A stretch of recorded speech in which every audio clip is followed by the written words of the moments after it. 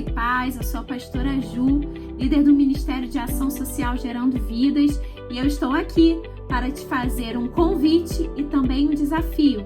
Mas antes de revelar quais são, eu gostaria de saber como você e sua família estão.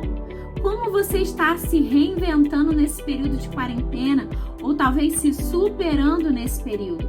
Nós já ouvimos tantas histórias, tantos acontecimentos nesse período dentro do ambiente familiar. E eu te pergunto, e você? Como está o cuidado com a sua vida e com a sua família? Sabemos de pais que ousaram até entrar nesse mundo das mídias sociais com seus filhos, gravando TikToks e se reinventando. Igreja, a galera tá indo lá no shopping, vamos lá? Vou nada, irmão, tô indo pra igreja. Colar lá em casa mesmo, fez lasanha. Hoje não dá, tem culto dos jovens. Tô indo lá no cinema com a galera da rua, quer ir com a gente não? Hoje vai ter musical de Natal na minha igreja, foi mal. Caramba, mano, você é mó chato, você só vai pra igreja. Irmão, que eu sinto naquele lugar melhor do que qualquer rolê que tu possa me apresentar. Pô, essa igreja não tem lugar pra mim lá não? Meu amigo, é o que tem de sobra, vambora. Agora! Vai pegar fogo! E eu te pergunto, como você está? Cuidando do seu físico, da sua mente, quais são seus planejamentos sociais e também como você está cuidando da sua vida espiritual.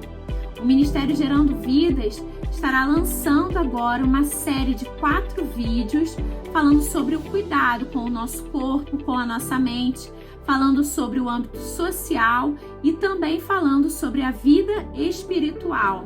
E eu quero te convidar a assistir esses vídeos e também compartilhar, abençoando outras pessoas.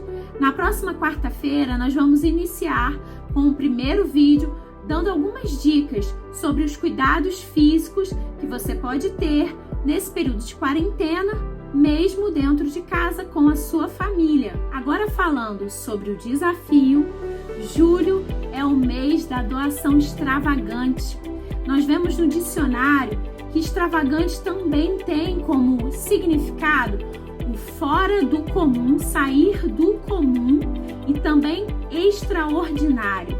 Nós temos falado que 2020 é um ano extraordinário. Então eu quero te convidar a ser o instrumento do extraordinário de Deus na vida de outras pessoas.